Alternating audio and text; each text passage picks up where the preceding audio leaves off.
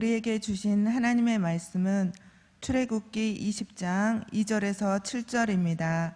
찾으신 후에 저와 여러분이 한 절씩 교독하시고 마지막 절은 합독하시겠습니다. 제가 가진 성경은 구약 성경 112쪽이 되겠습니다. 나는 너를 애굽 땅 종 되었던 집에서 인도하여 낸 내 하나님 여호와니라. 너는 나 외에는 다른 신들을 내게 두지 말라. 너를 위하여 새긴 우상을 만들지 말고 또 위로 하늘에 있는 것이나 아래로 땅에 있는 것이나 땅 아래 물속에 있는 것에 어떤 형상도 만들지 말며 그것들에게 절하지 말며 그것들을 섬기지 말라. 나 내 하나님 여호와는 질투하는 하나님인즉 나를 미워하는 자의 죄를 갚되 아버지로부터 아들에게로 3, 4대까지 이르게 하거니와 나를 사랑하고 내 계명을 지키는 자에게는 1000대까지 은혜를 베푸느니라. 너는 내 하나님 여호와의 이름을 망령되게 부르지 말라. 여호와는 그의 이름을 망령되게 부르는 자를 죄 없다 하지 아니하리라. 아멘. 세계가 다 내게 속하였나니 너희가 내 말을 잘 듣고 내 언약을 지키면 너희는 모든 민족 중에서 내 소유가 되고 너희가 내게 대하여 제사장 나라가 되며 거룩한 백성이 되리라. 하나님께서 이스라엘 종노릇하던 이스라엘을 애굽에서 구원하신 목적은 단순히 이스라엘의 구원만이 아니었습니다. 그보다 더 큰 목적이 있었는데 그것은 하나님께서 이스라엘을 축복의 통로로 삼으셔서 온 열방을 하나님께 인도하고자 하시는 목적이 있으셨습니다. 이스라엘의 소명은 열방을 위한 축복의 통로로 부름을 받았던 것입니다. 우리가 구약을 읽다 보면은 오해를 하는 경우가 많이 있습니다. 온통 이스라엘 이야기입니다. 거의 처음부터 창세기 12장부터 시작해서 아브라함의 이야기가 나오죠. 이삭의 얘기가 나오죠. 요셉의 이야기가 나오죠. 그 다음에 요셉의 12아들이 이스라엘인데 이 아브라함, 이삭, 야곱의 12아들 이스라엘의 이야기가 창세기, 출애굽기 시작해서 어디까지? 구약 마지막 책까지 말라기까지가 온통 이스라엘 이야기입니다. 99%입니다. 구약 성경의 99%가 이스라엘의 이야기입니다. 그러면 여러분이 구약 성경을 읽다 보면은 구약의 하나님은 신약의 하나님과 다른 하나님인가? 민족을 편애하시고 차별하시는 이스라엘의 하나님이신가?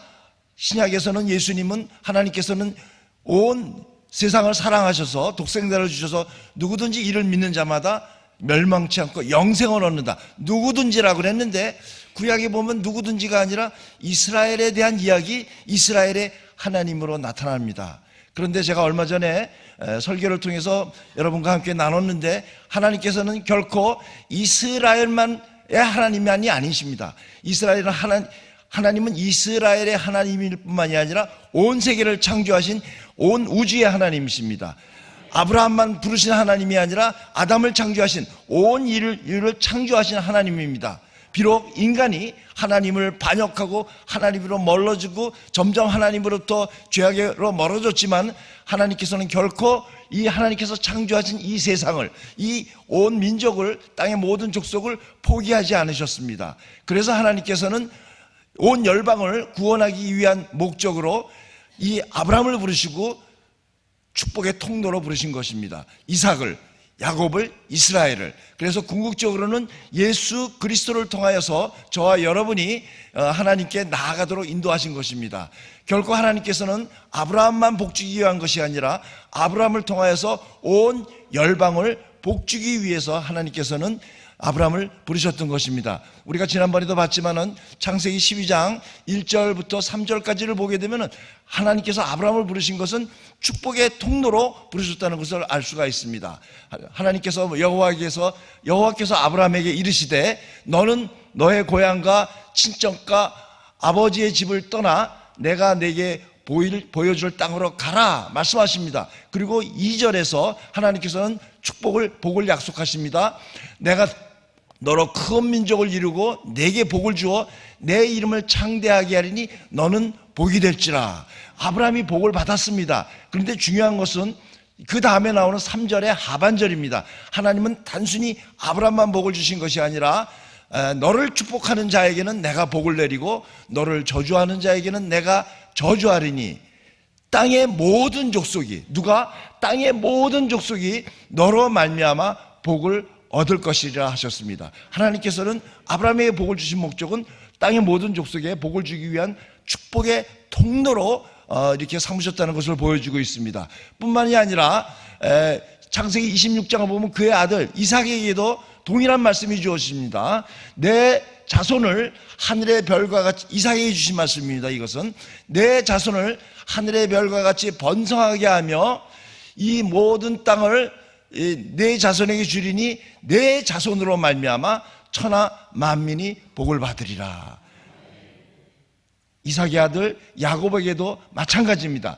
야곱에게도 창세기 28장에서 보면은 내 자손이 땅의 티끌같이 되어 내가 서쪽과 동쪽과 북쪽과 남쪽으로 퍼져 나갈지며 땅의 모든 족속이 너와 내 자손으로 말미암아 복을 받으리라. 누가? 내 자손으로 말미암아 땅의 모든 족속이 천하 만민이 복을 받도록 한 것이라고 이렇게 하나님께서 말씀하십니다. 그리고 이 야곱의 12아들 이스라엘을 애굽에서 구원하신 목적은 다름 아닌 이 하나님의 보배로운 소유로서 하나님을 나타내며 제사장 나라로서 하나님과 이스라엘 사이에 중재하는 사람이 제사장인데, 이 이스라엘이 제사장 나라로서 하나님을 알지 못하는 열방들을 하나님께 인도하는 역할을 갖다가 받았다는 것입니다. 그래서 궁극적으로는 이제 거룩한 백성이 된다는 이런 것을 하나님께서 말씀하셨습니다.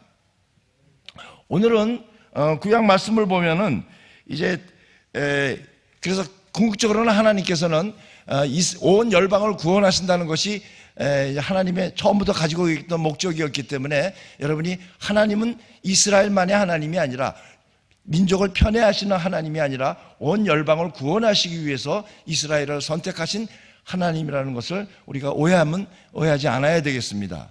구약을 읽으면서 저희들이 갖는 또 하나의 오해가 있습니다. 여러분, 우리가 어떻게 구원을 받았습니까? 믿음으로, 예수 그리스도를 믿음으로, 하나님의 은혜로, 우리가 구원을 받기 위해서 행한 것이 아닙니다. 우리가 어떤 선한 행위를 해서 구원을 받은 것이 아닙니다. 전적으로 하나님의 은혜로, 믿음으로 구원을 받았습니다. 그런데 구약 성경을 보면, 오늘도 우리가 읽었습니다마는 십계명이 나타나고 굉장히 많은 율법들이 나타납니다. 구약에 600여 가지가 넘는 그런 계명들, 율법들이 나타납니다. 그래서 어떻게 오해를 하냐면은, 우리들은 신약의 하나님의 백성은 믿음으로, 은혜로 구원을 받았는데 구약의 백성들은 행위로, 율법을 잘 지킴으로 구원을 받았다고. 그래서 이 복음과 율법을 서로 상반되는 것으로 이렇게 오해하는 경우가 있습니다. 결론부터 말씀드립니다. 결론부터 말씀드리면, 구약이나 신약을 막론하고 그 누구도 어떤 행위로 구원을 받을 자는 아무도 없습니다. 구약에서는 율법을 지키며 행위로 구원을 받는다고 절대 가르치지 않습니다. 우리의 구원은 구약이나 신약을 막론하고 믿음으로, 전적으로 은혜로 구원을 받는 것입니다. 그것을 오늘 본문을 통해 가지고 좀 살펴보려고 합니다. 하나님께서 이스라엘을 애굽에서 구원하셨죠. 여러분, 이 출애굽 사건은 구약에 나타나는 가장 큰 하나님의 구원 사건입니다. 구약에 나타나는 사건 중에서 최고의 사건은 이 출애굽 사건입니다. 하나님께서 애굽에서 종로를 타던 이스라엘을 하나님께서 강한 손과 편팔과 위엄과 이적으로 이들을 이끌어내셨습니다. 그래서 이 차후에 일어나는 많은 구원 사건이 있죠. 구원 사건을 보면은 이 출애굽을 모델로, 출애굽을 패러다임으로 해서 한 기본 틀로 해가지고 출애굽의 요소들이 많이 나타나는 것을 볼 수가 있습니다. 우리가 잠깐 하나만 보면은 구약의 뭐 많은 사건을 볼 시간이 없고요. 이제 그 이스라엘이 패역해서 나중에 어떻게 되냐면은 이 유다가 멸망을 하고 바벨론의 포로로 끌려갑니다. 그래서 포로로 갔던 이스라엘이 포로에서 돌아오는 사건을 마치 출애굽 사건, 제2의 출애굽 사건처럼, 왜? 출애굽은 가장 큰 구약의 구원 사건이거든요. 거기에 빗대어서 이렇게 성경에서 우리에게 소개하고 있습니다. 이사야 43장을 보게 되면은 이사야 14절부터 한번 보겠습니다. 너희의 구속자여 이스라엘의 거룩하니 여호와가 말하노라. 이스라엘을 구속했는데 하나님께서 출애굽에서 하나님께서는 이 바벨론의 포로에서 끌려오는 것도 하나님께서 이제 그들을 구속하신다고 말씀하십니다. 너희의 구속자여 이스라엘의 거룩하니 여호와가 말하노라. 너희를 위하여 포로에 있는 포로에 가는 유다 백성, 너희를 위하여 내가 바벨론의 사람을 보내어, 바벨론의 사람을 보냅니다. 여러분, 이게 누구냐면은 바사왕 고레스입니다. 고레스가 바벨론을 멸망시키고 칙령을 발표해가지고 토로에 돌아오게 하거든요. 그런데 이 고레스를 보낸 사람이 누구냐? 바로 하나님이라고 말씀하십니다. 내가 바벨론에 사람을 보내어, 구체적으로는 고레스입니다. 보내어 모든 갈대아 사람에게, 바벨론 사람입니다, 에게 자기들이 연락하던 배를 타고 도망하여 내려가게 하리라. 이 오만이 극에 달했습니다.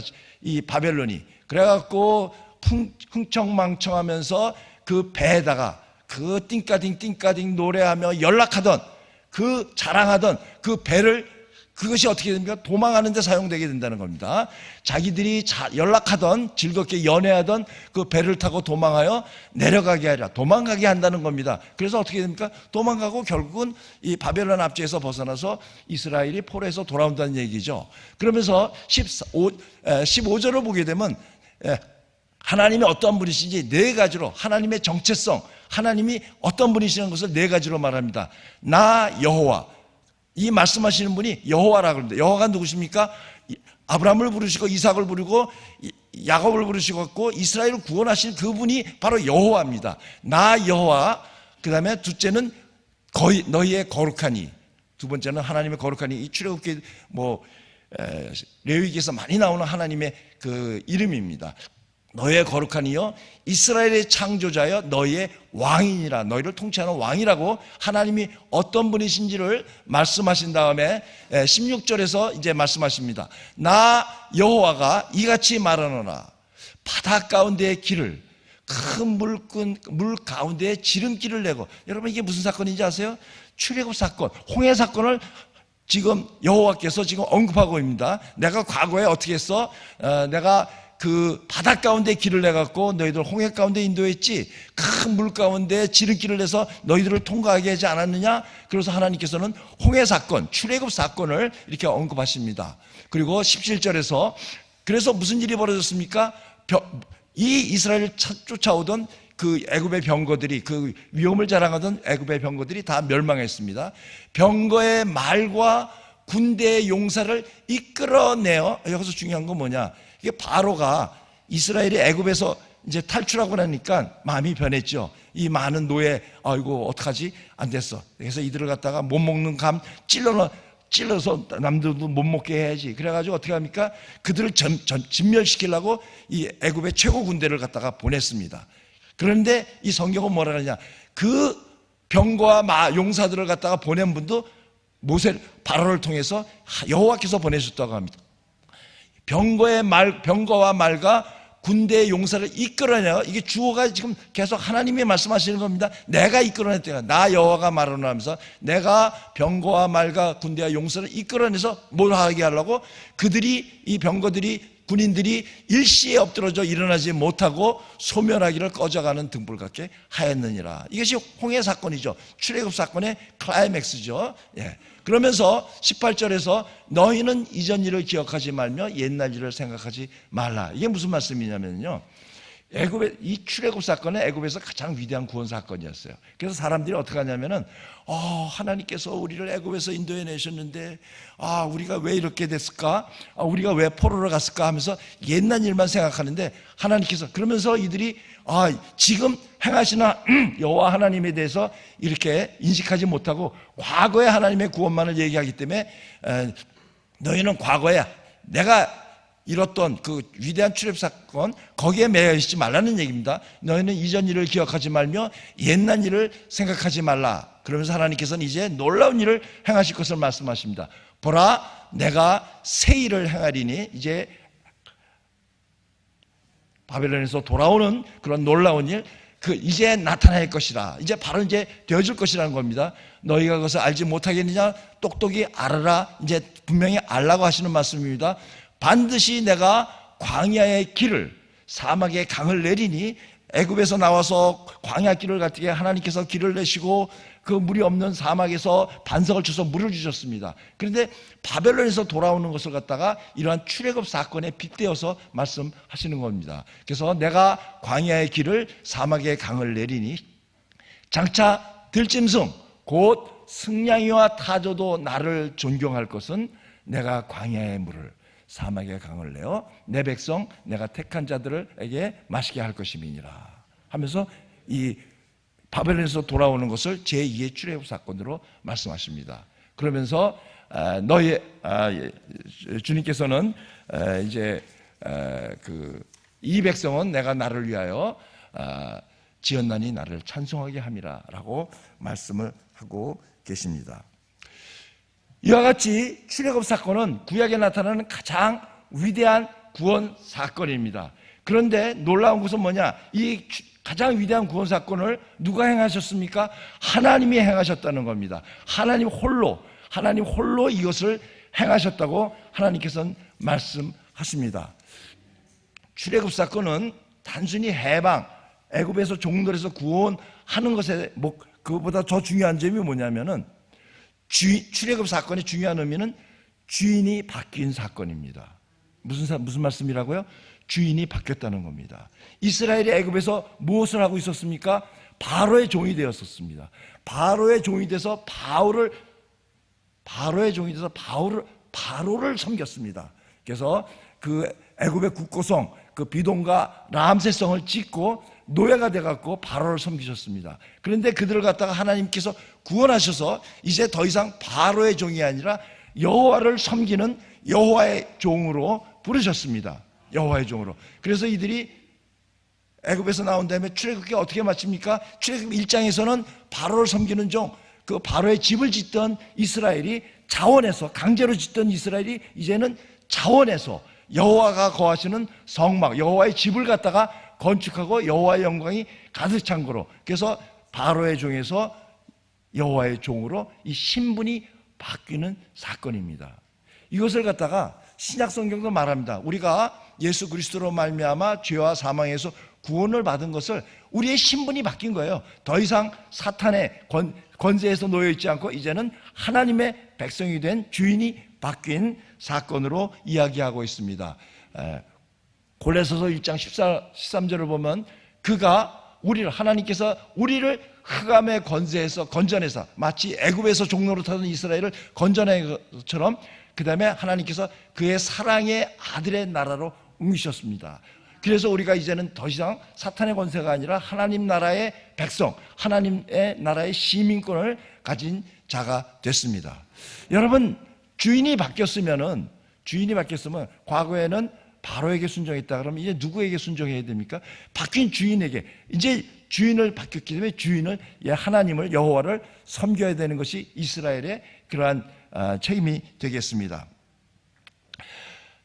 오늘 이제 본문 시작을 보면은 이 하나님께서는 이 놀라운 출애굽 사건을 하신 하나님께서는 하나님 자신을 갖다가 이렇게 계시합니다. 나는 20장 2절 오늘 여러분이 함께 읽은 9절입니다. 나는 너를 애굽 땅 종되었던 집에서 인도하여 낸 내 하나님 여호와니라. 이 위대한 구원 사건은 하나님께서 하신 일입니다. 성경에는 하나님께서 누구를 사용하셨죠? 모세를 사용했는데 결코 성경에서는 모세가 이스라엘을 구원했다고 얘기하지 않습니다. 하나님께서 구원하신 것입니다. 나 하나님 여호와 나는 너를 애굽 땅 종되었던 집에서 인도하여 낸 내 하나님 여호와니라. 여러분 이건 굉장히 중요한 겁니다. 구약에 여러 번 나타나는데 하나님께서는 자신을 나타내시기에 애굽에서 종되었던 애굽에서 인도해낸 하나님 여호와라는 것으로 이 하나님의 정체성, 하나님의 자기 계시, 내가 어떤 하나님의 어떤 분이시라는 것을 우리에게 말씀하고 계십니다. 그 다음에 출애굽기 20장 2절 읽었는데요. 그 다음에 보면은 뭐가 나옵니까? 너는 이 20장 2절 다음에 너는 나 외에는 다른 신들을 내게 두지 말라. 10계명의 제1계명이 나타나고 계속 읽으면은 2계명, 3계명, 4계명, 10계명이 나타나고 굉장히 많은 율법들이 나타나게 됩니다. 그래서 이제 오늘 설교해 보면 자, 도대체 율법은 무엇이냐? 10계명은 무엇이냐? 이걸 지켜야지 하나님의 백성이 되라고 지킨 것이냐? 이것을 살펴보려고 하는데 여러분 이 순서를 굉장히 여러분 중요합니다.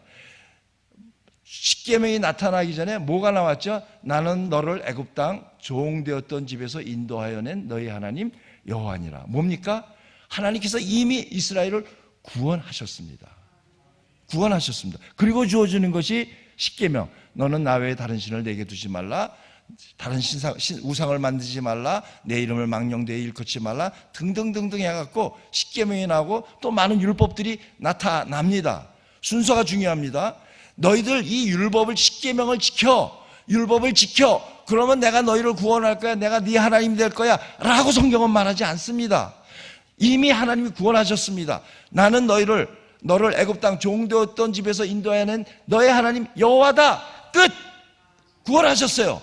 그러고 나서 10계명이 주어지고 내 다른 신을 두지 말라 등등등등이 나오고 10계명이 나옵니다. 성경은 결코 이 10계명을 율법을 지킴으로 말미암아 너희들이 내 백성이 될 것이라고 가르치지 않아요.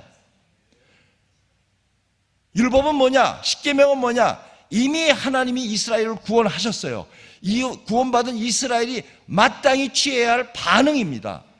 여러분 이것이 구약과 신약이 다르지 않습니다. 여러분 우리가 어떤 행위로 우리가 구원을 받았습니까? 아닙니다. 전적으로 하나님의 은혜로 하나님께서 우리를 구원하셨습니다. 믿음으로, 은혜로. 그러니까 끝입니까? 구원 받았습니다. 그런데 여기서 끝나는 것이 아니라 성경에도 보니까 뭐가 나옵니까? 너는 그 하나님의 백성답게 하나님의 부름에 합당을 삶을 살아라. 이웃을 사랑하라. 이것을 하지 말아라. 이렇게 살아야 된다라고 얼마나 많은 가르침이 있습니까? 이것이 뭡니까? 지금 출애굽기에서 나는 너를 애굽 땅 종되었던 집에 인도해 너의 하나님 여호와다. 그 다음에 나오는 이 10계명과 계명과 다를 바가 없습니다. 결코 이스라엘은 10계명을 지킴으로 율법을 지킴으로 구원을 받은 것이 아닙니다. 그렇게 되면 복음은 없어집니다. 전적으로 모든 구원은 신약의 구약의 모든 구원은 전적으로 하나님께서 행하신 구원입니다. 전적으로 하나님께서 뭐라고? 여러분 이스라엘이 구원을 받기 위해서 행한 게 뭐가 있습니까? 아무것도 없어요. 하나님께서 강한 손과 편팔과 위험과 이적으로 기사를 행하심으로 애굽에 열장을 내리셨습니다. 이스라엘이 뭘 했습니까? 아무것도 안 했습니다. 그저 하나님만 바라봤습니다. 애굽의 군사들이 쫓아와 갖고 홍해 앞에 섰을 때 이스라엘이 한 건 뭡니까? 너희는 가만히 있어 나의 하나님됨을 볼지어다 라고 전적으로 하나님께서 홀로 강에다가 바다에 길을 내가지고 이들을 인도하셨습니다. 전적으로 하나님이 하셨습니다. 이걸 뭐라 그러는지 아세요? 은혜입니다. 우리가 살아온 것, 내 힘으로 살아왔으면 그거 은혜가 아닙니다. 지금까지 살아온 것, 주의 크신 은혜입니다. 모두 우리가 얼마나 은혜에 대한 찬송을 많이 부릅니까? 동일합니다. 이게 내가 살아가는 것, 내가 뭐 행한 것이 내 힘으로 한 것이 아니라 전적으로 하나님의 은혜라는 것입니다. 그러니까 어떻게 됐습니까? 하나님의 은혜를 받았으니까 어떻게 하라고? 구원을 받았어요. 그러니까 내 마음대로 살라는 것이 아니라 이제 구원받은 하나님의 백성으로 주인이 바뀐 그 백성으로서 이제 하나님의 말씀에 그 구원에 합당한 부르심에 합당한 삶을 살아가라는 것이 그것이 십계명이었고 율법이었습니다. 그것이 예수님께서 우리를 믿음으로 하나님께서 구원하신 다음에 우리에게 주신 성경의 많은 구절들이 복음의 진리를 설명한 다음에, 그러니까 로마서 12장 이하에서 1장부터 11장까지 이 복음의 진리를 설명한 다음에, 그래 유대인이나 이방인이나 할 것 없이 모두 다 죄인이야, 그래서 하나님의 영광에서 멀어졌어, 지금 로마서 3장입니다. 그런데 믿음으로 구원을 받았어, 로마서 4장. 그런데 우리가 살아가는데 왜 이렇게 어려운 일이 많아? 구원을 받았는데 이미 구원을 받았어, 하지만 아직 성취될 게 있어. 그래서 이미와 아직 사이에서 우리가 힘들어요. 그래서 막 고통이 있고 고난이 있어. 그런데 어떻게 한다고? 성령께서 너희를 도와주셔갖고, 너희를 붙으셔갖고, 이것을 갖다가 결코 하나님의 뜻대로 부르신 자 모든 것이 합력하여 손을 이으신다고 나가는 게, 이것이 로마서에서 얘기합니다. 그래서 궁극적으로 하나님께서는 유대인을, 로마서 9장부터 11장, 유대인을 부르셨는데 유대인이 실패하고 하나님께서는 이방인을 부르시고, 그 다음에 궁극적으로 마지막에는 이것이 유대인을 갖다가 질투하기 위해서 남은 자들이 구원을 받을 것이다. 이것이 로마서 1장부터 11장까지예요. 그 다음에 뭐가 나옵니까? 그러니까 이 놀라운 구원을 갖다가 하나님께서 홀로 행하셨어. 하나님의 높도다 지혜 부요하며 이렇게 하나님을 찬양한 것으로 로마서 1장부터 11장이 끝납니다. 그 다음에 그래서 끝입니까? 아니죠. 그래서 로마서 12장에서 보게 되면은, 그러므로 형제들아 내가 하나님의 모든 자비하심으로 너희를 고난하노니 너희 몸을 하나님 기뻐하시는 거룩한 산제물로 드리라는 겁니다. 그래서 이 세대를 본받지 말고 그 다음에 마음을 새롭게 함으로 변화를 받아 하나님의 선하시고 온전하고 기뻐하시듯이 무엇인지 분별하는 삶을 살아가라는 것이 바로 하나님께서 우리에게 하시는 말씀입니다. 여러분, 이 율법이라는 것은 많은 명령이라는 것은, 이것은 하나님께서 이걸 지켜야지 구원받는 게 아닙니다. 구원받은 표시입니다. 우리가 구원을 받았으면, 사랑을 받았으면 사랑을 하죠. 이 세상 말로 고기를 먹어본 사람이나 고기를 한다고, 사랑을 받아본 사람이, 하나님의 그 큰 사랑을 받아본 자들이 하나님을 사랑할 수 있고 그 부르심에 합당한 삶을 살아갈 수 있다는 것입니다. 지금 우리가 십계명을 아까 앞부분만 조금 보지 않았습니까? 내 앞에 다른 신을 내게 두지 말라, 새긴 우상을 만들지 말라. 이 십계명은 독특합니다. 그냥 절대적인 명령밖에 없어요. 뭐 하지 말라, 말라가 8개나 나옵니다. 뭐 하지 말라가 8개나 나오고, 긍정적인 명령은 2가지밖에 없습니다. 4계명, 안식일을 기억하여 거룩하게 지키라. 그 다음에 내 부모를 공경하라. 2가지만 긍정적인 거, 나머지 8개는요 다 뭐뭐 하지 말라입니다. 그런데 독특한 건 뭐냐면은, 이 십계명을 지켜야 할 어떤 상황이나 어떤 조건, 어떠한 경우에는 뭘 지켜라, 이런 것이 나타나지 않아요. 십계명에는 그냥 뜬금없이 그냥 내 앞에 다른 신을 두지 말라 등등 이렇게 나옵니다.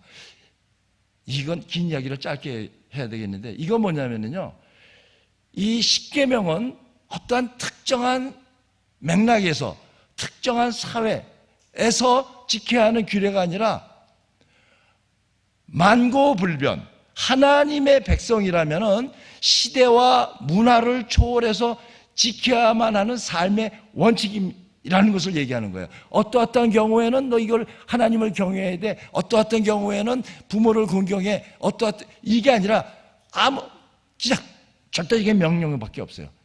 도둑질하지 말라, 간음하지 말라, 살인하지 말라 등등 이렇게 나옵니다. 그래서 만고불변, 시대와 문화를 초월해서 하나님의 백성이 지켜야 할 삶의 원칙입니다. 그런데 십계명 이후에 나타나는 많은 그 율례들, 그 율법들을 보게 되면은, 네가 만일 남의 것을 훔쳤는데 소를 훔쳤으면 4배를 물어줘라, 양을 훔쳤으면 5배를 물어줘라 하면서 구체적인 경우, 구체적인 사례가 나타납니다. 쉽게 얘기하면 구약에는요 613개의 명령들이 나타나요. 뭘 하라 하지 말라. 그런데 이 613가지의 명령은 다름 아닌 십계명, 이 원칙을 이스라엘의 삶 가운데 적용한 겁니다. 오케이? 그러면은 거꾸로 얘기하면은 이 구약의 많은 율법들을 요약하면 뭐가 된다고요? 십계명으로 요약할 수 있다는 것입니다. 예수님께서 어떤 율법사가 예수님에게 질문을 했습니다. 율법사는 구약 박사입니다. 율법 구약. 그 당시에 성경이 구약이니까 신약은 없고, 성경에 보면 굉장히 많은 계명들이 나타납니다. 랍비들이 쉬었어요. 613개예요.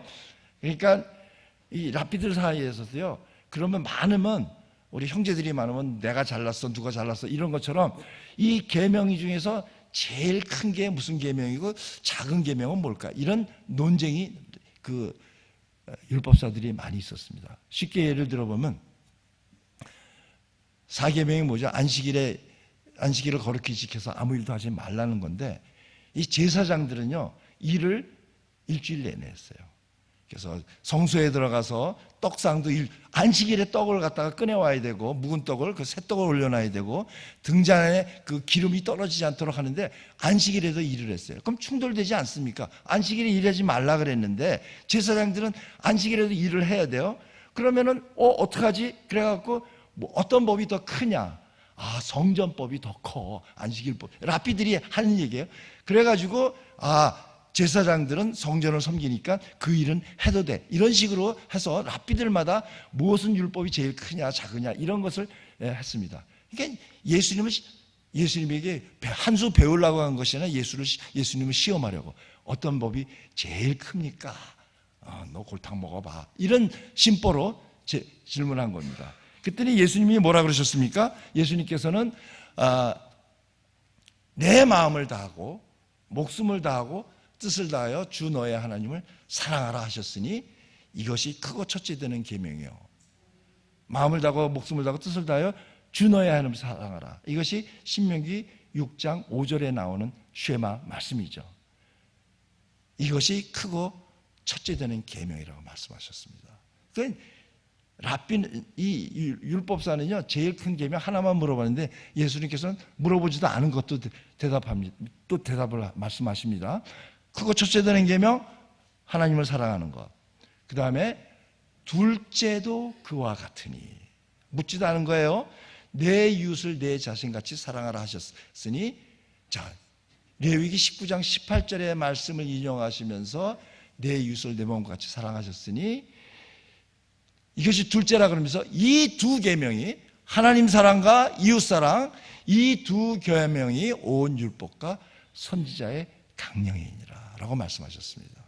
여기 중요한 거는 22장 39절입니다. 39절에 보면은 둘째도 그와 같으니, 마태는 이렇게 얘기하고 있어요.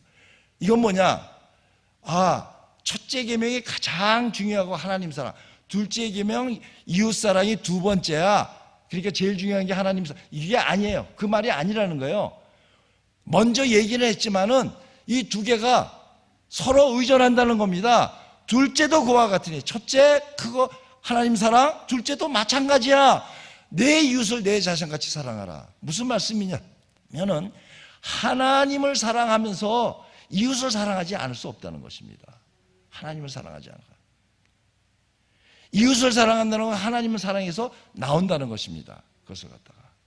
그래서 이 구약에 나오는 이 모든 계명을 예수님께서는, 내가 조금 아까 10계명으로 요약할 수 있다 그랬는데 예수님께서는 2계명으로, 하나님 사랑과 이웃 사랑. 근데 이것도 궁극적으로는 하나예요. 하나님 사랑. 하나님을 사랑하게 되는 예수님께서 말씀하신 것처럼 이웃 사랑도 자연히 나올 수밖에 없다는 것입니다.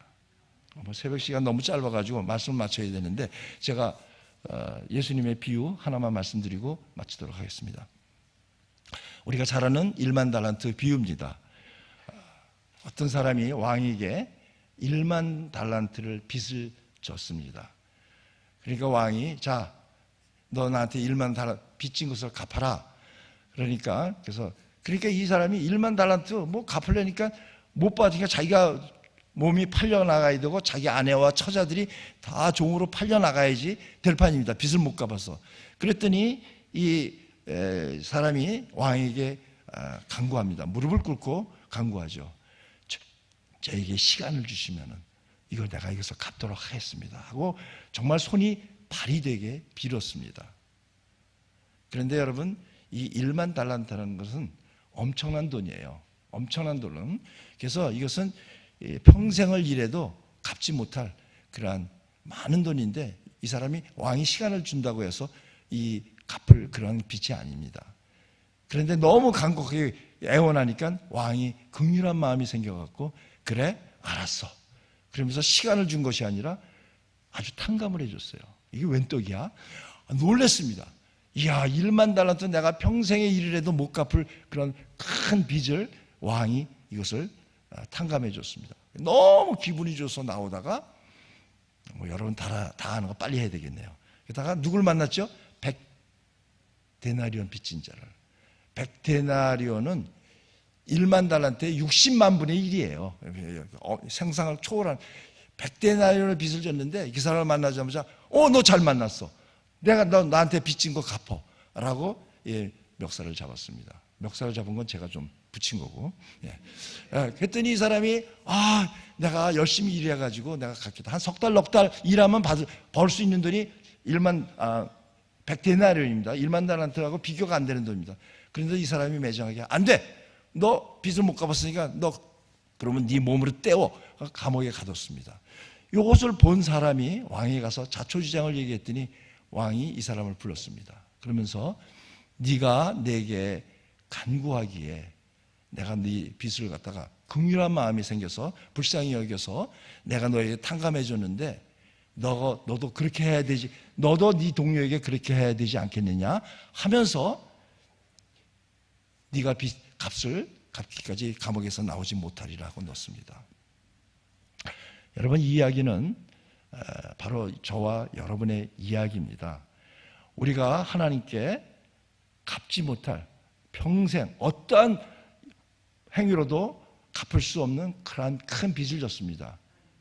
그런데 긍휼이 풍성하신 하나님께서 이것을 용서해 주셨습니다. 탕감해 우리의 죄를 용서해 주셨습니다. 그러니까 어떡하라고요? 우리도 그 사랑을 받은 자, 은혜를 받은 자가 우리도 은혜를 베풀어야 된다는 것입니다. 말씀을 마무리합니다. 하나님께서 전적으로 홀로 구원을 행하셨습니다. 그리고 이렇게 살라고 말씀하십니다. 내 앞에 다른 신을 두지 말라. 우상을 새겨서 만들지 말아라. 하나님의 이름을 망령되이 일컫지 말라.